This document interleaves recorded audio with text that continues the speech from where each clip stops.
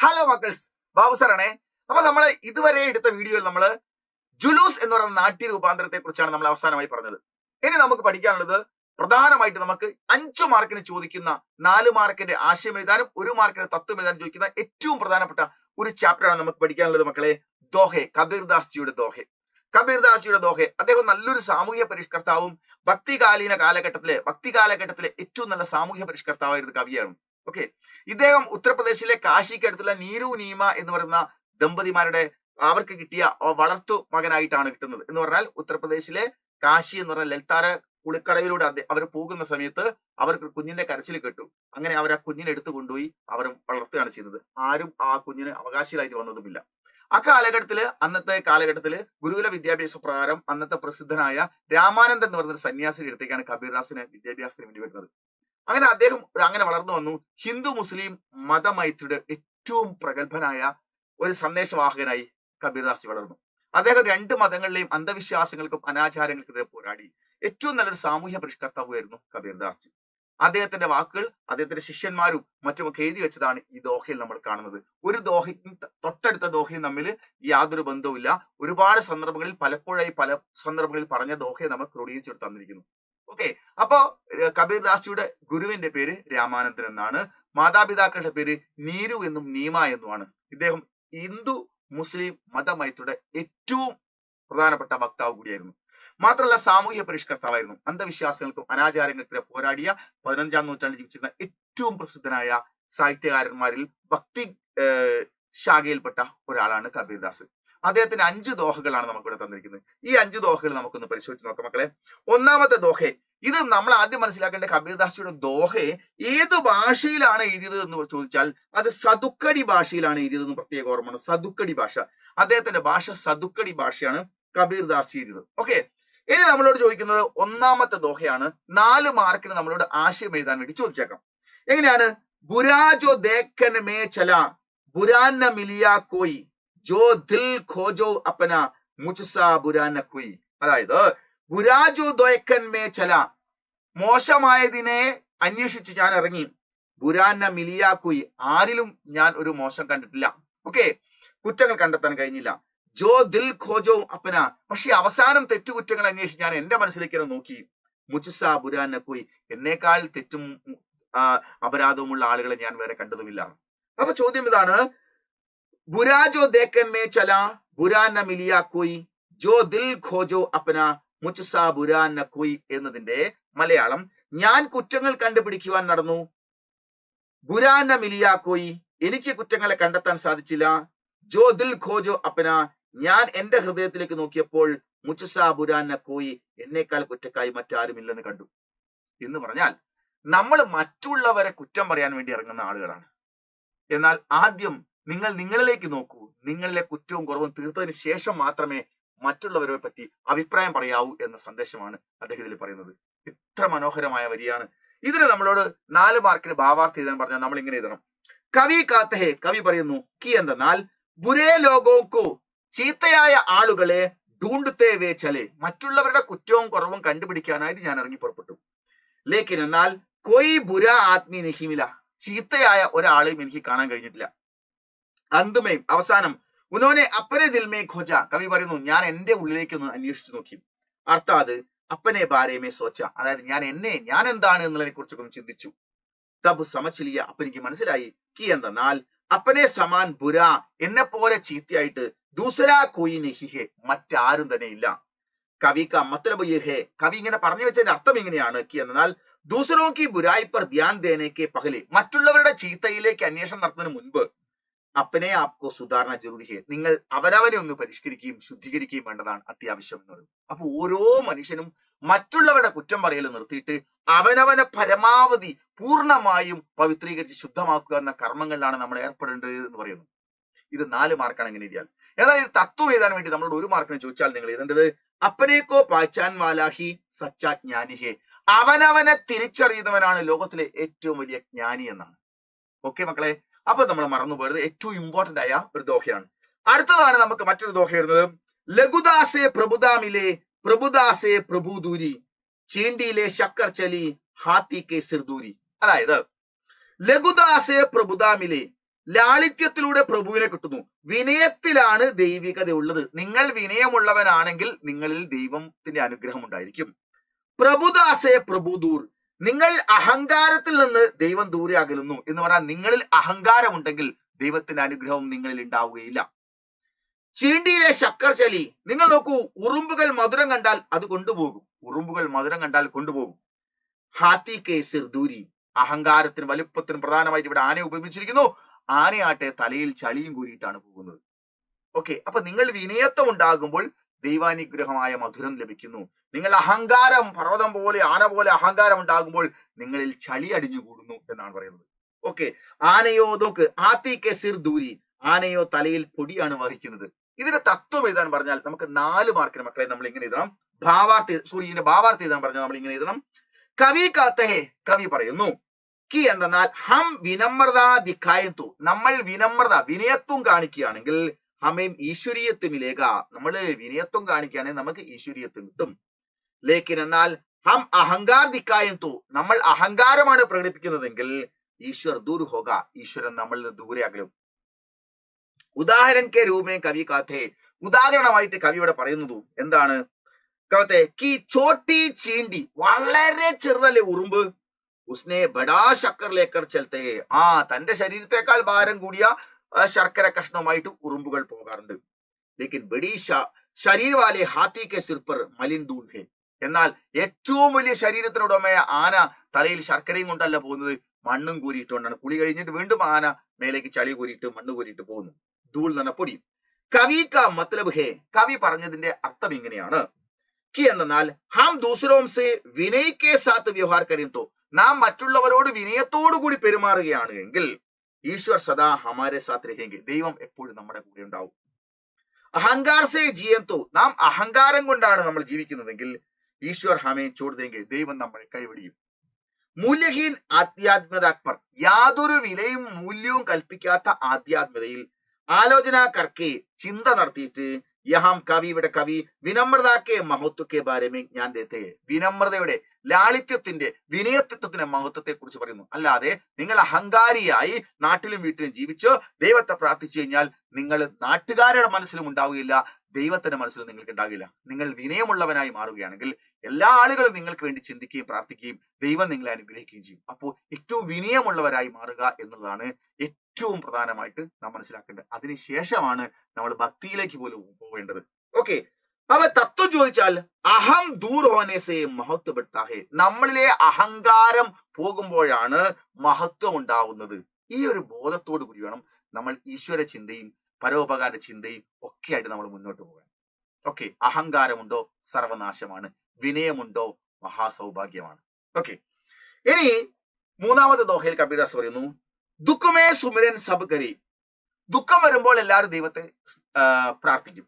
സുഖമേ കരയുന്ന കുയി, സുഖം ഉണ്ടാകുമ്പോൾ സന്തോഷം കൊണ്ട് അഹങ്കരിച്ച് അവന് ദൈവത്തെ പോലും മറന്നുപോകും. ജോ സുഖമേ സുമിരൻ കരി, ആരാണോ സുഖമുണ്ടാകുമ്പോൾ ദൈവത്തെ പ്രാർത്ഥിക്കുന്നത്, തോ ദുഃഖ കാഹേ ഹോയി, അവന്റെ ജീവിതത്തിൽ എങ്ങനെ ദുഃഖം വരാനാണ്? നോക്കൂ മക്കളെ, ദുഃഖമേ സുമിരൻ സബ് കരി, ദുഃഖം വരുമ്പോൾ ദൈവത്തെ എല്ലാവരും ഓർക്കുന്നു. സുഖമേ കരയുന്ന കുയി, സുഖത്തിൽ ആരും ഈശ്വരനെ ഓർക്കുന്നില്ല. ജോ സുഖമേ സുമിരൻ കരേ, ആരാണോ സുഖമുണ്ടാകുമ്പോൾ ദൈവത്തെ പ്രാർത്ഥിക്കുന്നത്, ഓർക്കുന്നത്, തോ ദുഃഖ കാഹേ ഹോയി, ഒരിക്കലും ദുഃഖം ഉണ്ടാവുകയില്ല. അങ്ങനെ വരികയാണെങ്കിൽ അയാൾക്ക് എങ്ങനെ ദുഃഖം ഉണ്ടാവാനാണ്? എന്ന് പറഞ്ഞാൽ ഒരു യഥാർത്ഥ ഭക്തന്റെ പ്രാർത്ഥന സമയത്ത് അദ്ദേഹം സന്തോഷം കൊണ്ടാണോ ഈ പ്രാർത്ഥിക്കുന്നത്, സങ്കടം കൊണ്ടാണോ ഇപ്പോൾ പ്രാർത്ഥിച്ചുകൊണ്ടിരിക്കുന്നത് എന്ന് അദ്ദേഹത്തിന്റെ നോക്കിക്കഴിഞ്ഞാൽ മറ്റൊരാൾക്ക് മനസ്സിലാക്കി. എന്നാൽ എപ്പോഴും അദ്ദേഹം ഒരേ ഒരു വികാരത്തിൽ, ഒരേ ഒരു ഭാവത്തിൽ ദൈവത്തെ ഓർത്തുകൊണ്ടേയിരിക്കും. ഓക്കെ, അങ്ങനെയാണ് അത് യഥാർത്ഥമായ ഒരു ഭക്തന്റെ സ്വഭാവം ഉണ്ടായിരിക്കുക എന്നാണ് പറയുന്നത്. തനിക്ക് ജീവിതത്തിൽ അനുഗ്രഹങ്ങൾ ഉണ്ടാകുമ്പോഴും കൂടുതൽ വിനീതനായി ദൈവത്തോട് പ്രാർത്ഥിച്ചുകൊണ്ടിരിക്കും, അങ്ങയുടെ അനുഗ്രഹമാണ് എന്ന്. നഷ്ടമുണ്ടാകുമ്പോഴും അദ്ദേഹം ദൈവമേ എന്നെ രക്ഷപ്പെടുത്തണേ എന്ന് ഒരേ വികാരത്തിൽ അദ്ദേഹം സന്തോഷമുണ്ടാകുമ്പോഴും സങ്കടം ഉണ്ടാകുമ്പോഴും എപ്പോഴും തന്റെ കണ്ണ് നനഞ്ഞുകൊണ്ട് ദൈവത്തോട് ആത്മാർത്ഥമായി പ്രാർത്ഥിച്ചുകൊണ്ടിരിക്കുന്നു.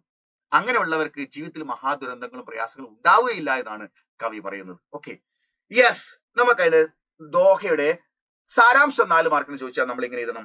കബീർദാസ് കാലത്തെ കബീർദാസ് പറയുന്നു, കി എന്തെന്നാൽ ദുഃഖമേ ഹം സബ് ഈശ്വർ കാ സ്മരൺ കർത്തേ, ദുഃഖമുണ്ടാകുമ്പോൾ നമ്മൾ എല്ലാവരും ഈശ്വരനെ പ്രാർത്ഥിക്കുന്നു. അവിടങ്ങളില് ആരാധനാലയ കേന്ദ്രങ്ങളിൽ കിടന്ന് ഉരുണ്ട് പ്രാർത്ഥനയാണ്. ലേക്കിൻ സുഖമേ കെ അവസർ പർ, പക്ഷെ സുഖമങ്ങാൻ ജീവിതത്തിൽ വന്നു കഴിഞ്ഞാൽ കോയി ഈശ്വർ കാ സ്മരണ ഈ കർത്ത അഹങ്കാരം കൊണ്ട് തുള്ളിച്ചാടി സ്ഥലകാല പരിസര ബോധമില്ലാതെ പോവുകയാണ്. അവന് ദൈവവുമില്ല, ഒന്നുമില്ല. കവി ചോദിക്കുന്നു കി ജോ ലോക സുഖമേ ഈശ്വർ കാ സ്മരൺ കരേ, ആരാണോ സുഖമുണ്ടാകുമ്പോൾ ദൈവത്തെ സ്മരിക്കുന്നത്, തോ ഉൻകോ ദുഃഖ കൈസെ ഹോഗ, അദ്ദേഹത്തിന് പിന്നെ ദുഃഖം എങ്ങനെ ഉണ്ടാവാനാണ്? അർത്ഥാത് അതായത് ഹമേശ ഈശ്വർ സ്മരൺ ഹമേരെ, ഹമേശ എപ്പോഴും ഈശ്വർ സ്മരൺമേ, ഈശ്വര സ്മരണയിൽ രഹിനെ വാലോങ്കോ നിൽക്കുന്നവർക്ക് ദുഃഖ കബി നഹി ഹോത്ത, 24 മണിക്കൂർ ഫുൾ ടൈം ഈശ്വര ഭക്തിയോട് കൂടി ചിന്തിക്കുകയും പ്രവർത്തിക്കുകയും ഒക്കെ ചെയ്യുന്ന മനുഷ്യനെ സംബന്ധിച്ചോളം അയാൾക്ക് ദുഃഖം എന്ന് പറഞ്ഞ വേറൊരു അവസ്ഥ ഉണ്ടാവുകയില്ല. യഹാം ജീവൻ മേ ഈശ്വർ സ്മരൺ കി ജറൂറത്ത് കവി ഹമേ ദിക്കാത്തെ, യഹാം ജീവൻ മേ ഇവിടെ ജീവിതത്തിൽ ഈശ്വർ സ്മരൺ കി ജറൂറത്ത്, ഈശ്വര ചിന്ത മാത്രമായിരിക്കണം, ഈശ്വര ചിന്ത ഫുൾ ടൈം ഉണ്ടായിരിക്കണം എന്നുള്ള ചിന്ത ഹമേ സിക്കാത്തെ, കവി നമ്മളെ പഠിപ്പിക്കുന്നു. സച്ചി ആധ്യാത്മികതയ്ക്ക് മൂല്യപ്പർ കവി യഹാം പർ ബൽദേത്തെ, യഥാർത്ഥമായ ആധ്യാത്മികത മൂല്യത്തിന് കവി ഉയർത്തിപ്പിടിക്കാൻ വേണ്ടി ചെയ്യുന്നു. എന്ന് പറഞ്ഞാൽ ചില സമയങ്ങളിൽ മാത്രം തനിക്ക് എന്തേ കാര്യം ഉണ്ടാവാൻ വേണ്ടി ദൈവത്തെ പ്രാർത്ഥിക്കുക എന്ന സിസ്റ്റം ഒഴിവാക്കി ജീവിതചര്യയുടെ ഭാഗമാണ് എപ്പോഴും നമുക്ക് ഈശ്വര ചിന്ത കൂടി ഉണ്ടായിരിക്കുക എന്നുള്ളത്. അങ്ങനെ ഒരാളെ സംബന്ധിച്ചിടത്തോളം ദൈവം പോലും പരീക്ഷണത്തിന് വിധേയമാക്കാതെ അദ്ദേഹത്തിന് ഒരു ദുരന്തവും സങ്കടവും ഇല്ലാത്ത നല്ലൊരു ജീവിതം ലഭ്യമാകുന്നവരുത്. അപ്പൊ നമുക്ക് വല്ലപ്പോഴുമല്ല, നമുക്ക് 24 മണിക്കൂർ നമ്മുടെ ചിന്തയിലും ബോധത്തിലും എല്ലാം നമുക്ക് ഈശ്വരൻ ചിന്ത ഉണ്ടായിരിക്കണം. അപ്പോഴാണ് വാക്കിലും പ്രവൃത്തിയിലും ഒക്കെ, നമ്മൾ നോട്ടത്തിലും വാക്കിലും പ്രവൃത്തിയിലും ഒക്കെ നമ്മൾ ഈശ്വര ചിന്ത ഉണ്ടായിരിക്കണം എന്നുള്ളതാണ്. ഓക്കെ, അങ്ങനെ വരുമ്പോൾ സുഖ് ഓർ ദുഃഖമേമ്പി, സുഖമുണ്ടാകുമ്പോഴും ദുഃഖമുണ്ടാകുമ്പോഴും ഈശ്വർ കാ സ്മരൺ കർണ ചാഹിയെ, നാം ദൈവത്തെ വിളിച്ചുകൊണ്ടേയിരിക്കണം, ദൈവത്തെ സ്മരിച്ചുകൊണ്ടിരിക്കണം എന്നുള്ള സന്ദേശമാണ് കവിതയിലൂടെ കവി വരുന്നത്. എന്ന് പറഞ്ഞാൽ ചില സമയങ്ങളിൽ മാത്രം രാവിലെ, ഉച്ചയ്ക്ക്, വൈകുന്നേരം ചില സമയങ്ങളിൽ മാത്രം പ്രാർത്ഥിക്കാനുള്ളതല്ല. ആ സമയത്ത് പ്രാർത്ഥന ഒക്കെ ആവാം, പക്ഷേ നമുക്ക് 24 മണിക്കൂർ നമുക്ക് ദൈവചിന്ത മനസ്സിലുണ്ടായിരിക്കണം. അല്ലാണ്ട് പ്രാർത്ഥനാ സമയത്ത് മാത്രം ദൈവത്തെ ഓർക്കുക, പിന്നെ നമ്മൾ സ്വയം മറന്നു നോക്കുക, പിന്നെ അടുത്ത പ്രാർത്ഥനയുടെ സമയം എപ്പോഴാണോ അപ്പൊ ദൈവത്തെ പ്രാർത്ഥിക്കുക. അങ്ങനെ ഇൻസ്റ്റാൾമെന്റ് ആയിട്ടല്ല, ഫുൾ ടൈം നമ്മൾ ഈശ്വരനെ ചിന്തിച്ചുകൊണ്ടിരിക്കണം എന്നാണ് കവി പറയുന്നത്. ഓക്കെ, ഇനി 4ാമത്തെ ദോഹയിലൂടെ നമ്മൾ പറയുന്നു കാമി ക്രോധി ലാലച്ചി ഇത്തനി ഭക്തി നഹുയി. കാമം ക്രോധം ലോഭം മോഹം ഒന്നുള്ളവനിൽ ഭക്തനല്ല. ഭക്തി കരയിക്കോയ് സുരമ ജാതി വരൻ കുലാഹുയി. എന്താ പറഞ്ഞത്? കാമി ക്രോധി ലാലച്ചി, ദുസ്വഭാവക്കാരനും കോപിഷ്ടനും കൊതിയനും ഒരിക്കലും ഭക്തനാവുകയില്ല. കാമി ക്രോധി ലാലച്ചി, കാമമുള്ളവനും ക്രോധി ക്രോധം ദേഷ്യമുള്ളവനും ലാലച്ചി ആർത്തിയുള്ളവനും ഇത്തനെ ഭക്തി നഹുയി, അവനെ കൊണ്ട് ഭക്തൻ എന്ന് പറയില്ല. ഭക്തി കരകോയ് സുരമ, ഭക്തിയുള്ളവൻ അവനാണ് യഥാർത്ഥ ഭക്തൻ. ധീരൻ, സുരമ ധീരൻ. ജാതി വരൻ കുലുക്കൊയ്, ജാതിയും മതവും ഒന്നും നോക്കുകയും ചിന്തിക്കാതെ ചെയ്യാതെ എല്ലാ മനുഷ്യരെയും സ്നേഹിക്കുന്നവനാണ് യഥാർത്ഥ ഭക്തൻ. ദുസ്വഭാവക്കാരനും കോപിഷ്ടനും കൊതിയനും ഒരിക്കലും ഭക്തനാവുകയില്ല. ആ സ്വഭാവം ഉണ്ടെങ്കിൽ അയാൾ ഒരു പ്രാർത്ഥന നടത്തിയിട്ടും കാര്യമില്ല. ജാതി നിറം കുലം ശ്രദ്ധിക്കാത്തവനാണ് ധീരൻ. ജാതി മത ചിന്തകൾ ഒന്നുമില്ലാതെ എല്ലാ മനുഷ്യരെയും ദൈവത്തിന്റെ സൃഷ്ടികളെ കണ്ട് അങ്ങേയറ്റം സ്നേഹിക്കുന്നവനാണ് യഥാർത്ഥ ധീരൻ, യഥാർത്ഥ ഭക്തൻ. അവന്റെ മനസ്സിലാണ് യഥാർത്ഥ ഭക്തി വളരുക. അവന്റെ മനസ്സിൽ മാത്രമേ ഭക്തി ഉണ്ടാവും. സകല ജീവജാലങ്ങളോടും എല്ലാവരോടും തന്റെ ബന്ധുക്കളും സ്വന്തക്കാരെ കാണുന്ന കാഴ്ചപ്പാടാണ് യഥാർത്ഥ ഭക്തൻ ഉണ്ടാവുക എന്നാണ്. അവനിൽ ജാതി ചിന്ത ഉണ്ടാവില്ല, മതചിന്ത ഉണ്ടാവില്ല, ഭാഷാ ചിന്ത ഉണ്ടാവില്ല, അവർ വേറെ ഇവർ വേറെ, അങ്ങളെന്നും അവരെന്നും എന്ന ചിന്തയെ അവരിൽ ഉണ്ടാവുകയില്ല. അവരാണ് യഥാർത്ഥ ഭക്തൻ. അപ്പൊ ഏറ്റവും നല്ല സാമൂഹ്യ പരിഷ്കർത്താവിന് മാത്രമേ ഇങ്ങനെ പറയാൻ പറ്റുള്ളൂ. ഓക്കെ, അടുത്ത ഈ ദോഹയുടെ ഭാവാർത്ഥം നമുക്ക് നോക്കാം. എന്താണ്? കാമി ക്രോധി ലാലച്ചി ലോകോമേം ഭക്തി നിഹിയോത്തി. കാമവും ക്രോധവും ലാലച്ചി കൊതിയുമുള്ള ലോകോമേ ആളുകളിൽ ഭക്തി നിഹിയോത്തെ, ഭക്തി ഉണ്ടാവുകയില്ല. ലേക്കിൻ എന്നാൽ ജാതി വർണ്ണ ഓർ കുൽ കെ പരെ, ജാതിയുടെയും വർണ്ണത്തിന്റെയും കുലത്തിന്റെയും പരേ അപ്പുറത്ത് സബി ലോകോം സെ, എല്ലാ ആളുകളോടും സമഭാവുമേം വ്യവഹാർ കർണേ വാല ശൂർ, സമഭാവനയോടുകൂടി ജാതി മതം ഒന്നും നോക്കാതെ എല്ലാവരോടും ഒരുപോലെ പെരുമാറുന്ന ശൂർ മനുഷ്യനാണ്. ശൂർ കെ മന്മേ, മനുഷ്യന്റെ മനസ്സിൽ സച്ചി ഭക്തി ഹോത്തി, ശരിയായ ഭക്തി ഉണ്ടാവുകയുള്ളൂ. ഭക്തിയിൽ ഹൃദയ की പവിത്രത और സമഭാവന ജാഗനെ വാലെ, ഭക്തിയിൽ ഹൃദയത്തിന്റെ പവിത്രതയും ഔർ അതുപോലെ തന്നെ ഔർ, ഇവിടെ ഔർ ഉണ്ട് കേട്ടോ, ഔർ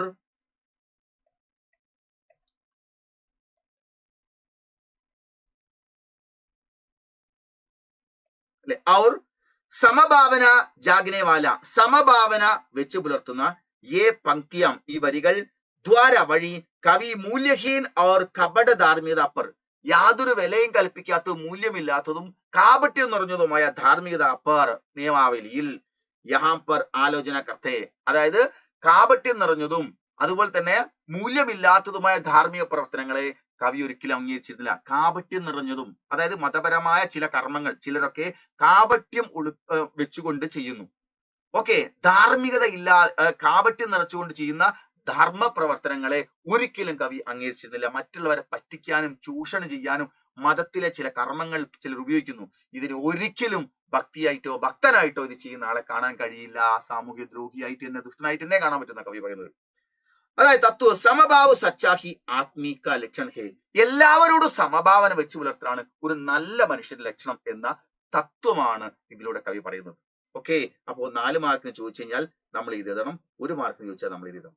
ഓക്കെ മക്കളെ, ഇനി നമുക്ക് 5ാമത്തെ ദോഹയാണുള്ളത്. സായി ഇത്തന ദീജിയെ, ദൈവമേ എനിക്ക് ഇത്ര മാത്രം താ. ജാമേ കുടുംബ ബസായി, എന്റെ കുടുംബം കഴിഞ്ഞു പോകാൻ മാത്രം. മേ ബി ബുക്കാനർഹും സാധുവിന് ബുക്കാജായി, ഞാൻ വിശക്കാതിരിക്കും, സാധു ഉണ്ടെങ്കിൽ ആ സാധുവിന് വിശക്കാതിരിക്കും, എനിക്ക് അതിൽ കൂടുതലൊന്നും വേണ്ട. സായി ഇത്തന ദീജിയെ, ദൈവമേ എന്റെ കുടുംബത്തെ പോറ്റാനുള്ളത് തരൂ. ജാമേ കുടുംബ ബസായി, പോറ്റാനുള്ളത് മാത്രം നീ എനിക്ക് നൽകിയാൽ മതി.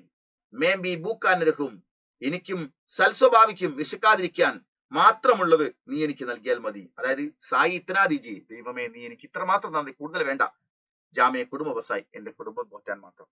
പിന്നെയോ അധികം ഉണ്ടെങ്കിൽ മേ ബി ബൂക്കാനർഹും, ഞാനും വിശക്കാതിരിക്കും. സാധു ഉന്ന ബുക്കാജായി, എന്റെ അടുത്തൊരു സാധു വന്നാൽ അദ്ദേഹത്തിനും സാധുവിനും കൂടി വിശക്കാതിരിക്കാനുള്ള ആ ഭക്ഷണം അല്ലെങ്കിൽ സമ്പത്ത് എനിക്ക് തന്നാൽ മതി എന്ന് പറഞ്ഞാൽ എന്റെ ജീവൻ നിലനിർത്താൻ ആവശ്യമല്ലാതെ മറ്റൊന്നും എനിക്ക് വേണ്ട.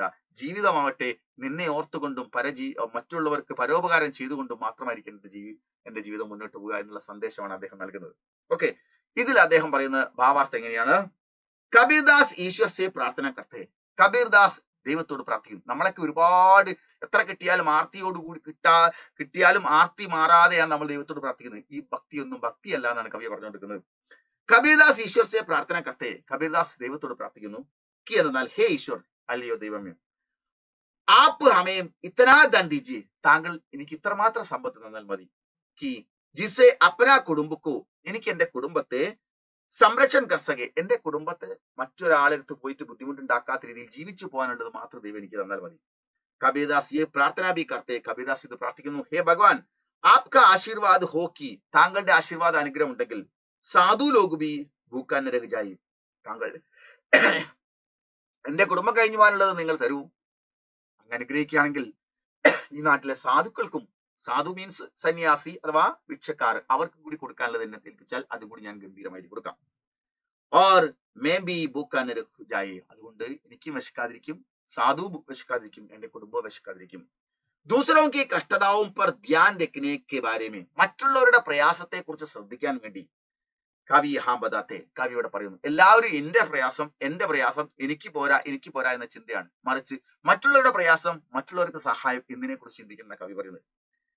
ധനാർജൻ കെ പീച്ചെ, പണം സമ്പാദിക്കുന്നതിന് പിന്നാലെ ദൗഡ്നെ വാലോം കി, ഓടുന്നവരുടെ ആലോചന വിമർശനം കവി യഹാം പ്രകർത്തെ, കവിയോടെ ചെയ്യുന്നു എന്ന് പറഞ്ഞാൽ പണം കിട്ടാൻ വേണ്ടി ഭക്തി മാർഗത്തിലൂടെയും മറ്റും അല്ലാത്ത മാർഗങ്ങളിൽ ഓടുന്ന, എത്ര വാരിക്കൂട്ടിയാലും മതിയാതെ ഓടുന്ന ആളിനെയാണ് ഇവിടെ ആലോചന കർത്ത വിമർശിക്കുന്നത്. ഓക്കെ, ദൗഡ്നെ വാലോം കി ആലോചന കവി യഹാം കർത്തെ, ഇങ്ങനെ ഓടുന്നവരുടെ വിമർശനമാണ് ഇവിടെ നടത്തുന്നത്. ആലോചന എന്ന് പറഞ്ഞാൽ ചർച്ച, വിമർശനം കർത്തുണ്ട് എന്ന് പറഞ്ഞാൽ നമ്മളെ സംബന്ധിച്ചോളം ഇവിടെ വരുമ്പോൾ ഒന്നും കൊണ്ടുവന്നിട്ടില്ല, ഇനി നമുക്കൊന്നും കൊണ്ടുപോകാനും പറ്റില്ല. അപ്പൊ നമുക്ക് എന്ത് കിട്ടണം? നമ്മുടെ കുടുംബം മുന്നോട്ട് പോകാനും മറ്റുള്ളവരായ പാവപ്പെട്ട ആളുകളെ സഹായിക്കാനും നമ്മുടെ ജീവൻ നിൽക്കാൻ ആവശ്യമായത് മാത്രം മതി, കാരണം നമുക്കൊന്നും കൊണ്ടുപോകാൻ കഴിയില്ല. ഈ രീതിയിലുള്ള ചിന്തകളാണ് നമുക്ക് ഉണ്ടാവേണ്ടെന്ന കവിദാസ് പറയുന്നത്. ദൂസരോं को കഷ്ടതാവും पर ध्यान रखना भी हमारे कर्तव्य है, മറ്റുള്ളവരുടെ പ്രയാസങ്ങളിൽ ശ്രദ്ധ വെക്കലാണ് നമ്മുടെ ഏറ്റവും പ്രധാനപ്പെട്ട കടമകളിൽ ഒന്ന് എന്ന് കബീർദാസ് പറയുന്നു. ഇത്രയും കാര്യങ്ങളാണ് നമുക്ക് ഈ ദോഹയിലൂടെ പഠിക്കാനുള്ളത്. ഇത് കൃത്യമായിട്ട് പഠിച്ചു കഴിഞ്ഞാൽ ഉറപ്പാണ് 5 മാർക്ക് ഉണ്ടാവും. അപ്പൊ ഗംഭീരമായിട്ട് പഠിക്കുക. മറ്റൊരു പാഠവുമായിട്ട് മറ്റൊരു വീഡിയോയിൽ വരാം. Okay, by.